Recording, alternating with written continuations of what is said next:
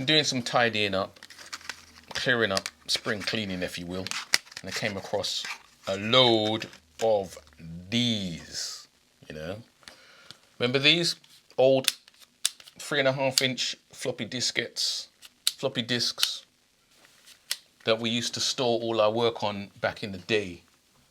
And funnily enough, everything used to fit on the floppy disks.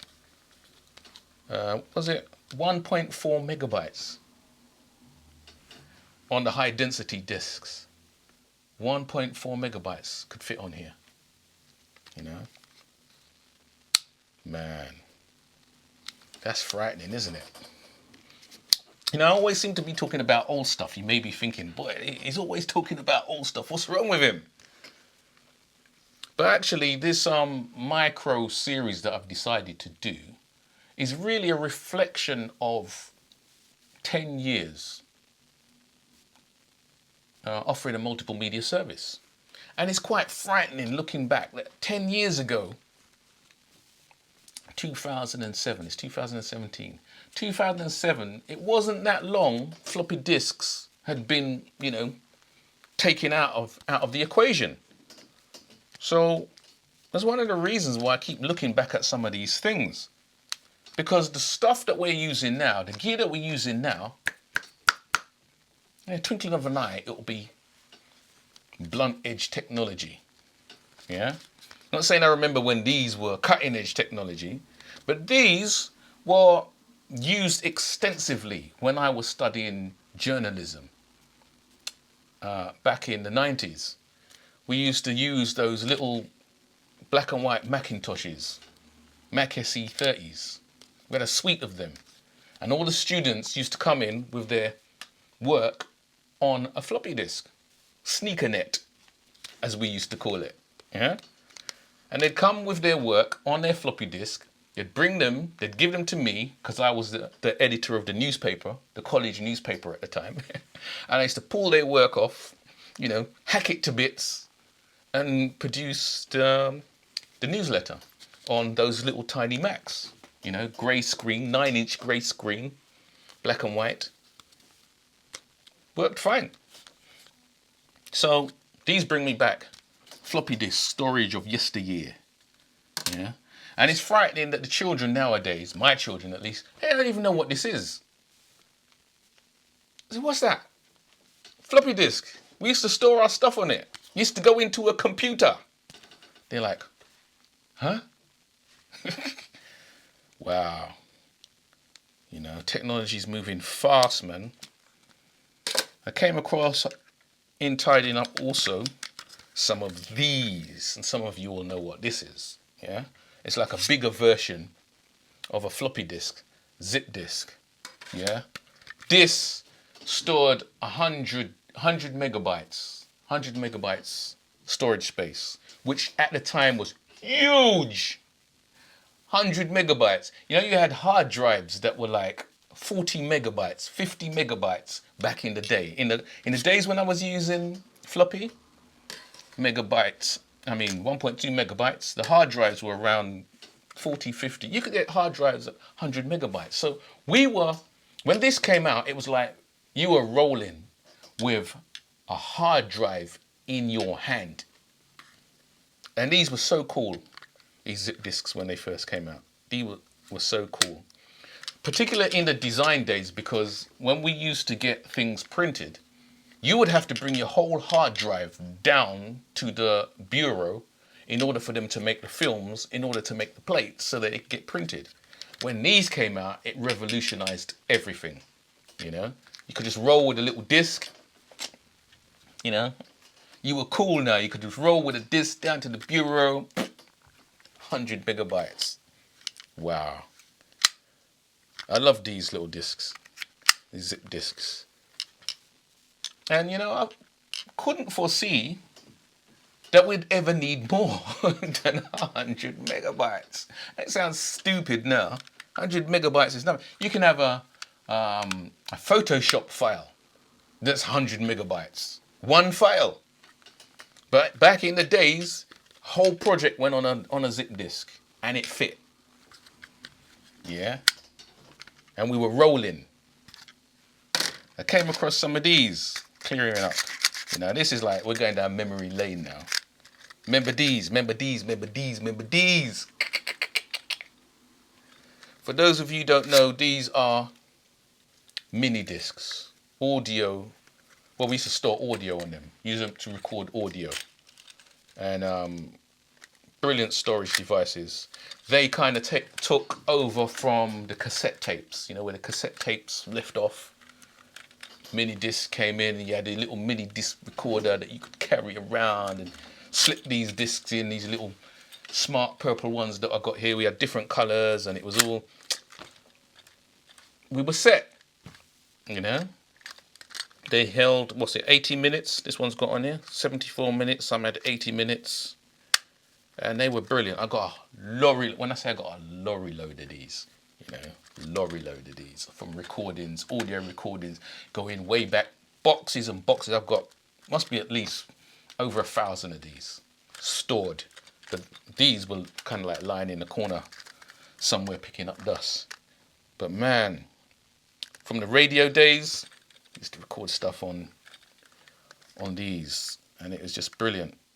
It's just brilliant, and it's kind of what can I say? The units that you use to record these, the ones that I had are faulty, so all the recordings that I've got on these discs is stuck at the moment. I'm gonna have to see if I can get go on eBay or something, see if I can pick up a cheap mini disc, mini audio disc, because I need to transfer that stuff onto hard drive. You know, of course there's a zillion of these. Yeah, DVD-Rs. I hate recording on DVDs. You know, it's just a pain doing stuff on DVDs. But obviously they hold so much information. It is said to be one of the best formats for storing things long term on DVD. Once it's on here, it's better on here than on here or here or even here, you know, obviously because that's kind of small. But you get it on one of these, that's a good storage device. You get it on tape, that's a good storage device. So they have, everything has their place, you know. And we don't really see these much no more, you know. You don't even, you know, computers don't even come with a DVD drive anymore, you know. I had to go and buy a DVD drive for my iMac, my 27-inch iMac. It's got no drive. So, yeah, I've got an iMac down in my studio, 24-inch, what is it, 24-inch? From 10 years ago. And the drive just stopped working. You know, you don't even notice it because you don't use them that often.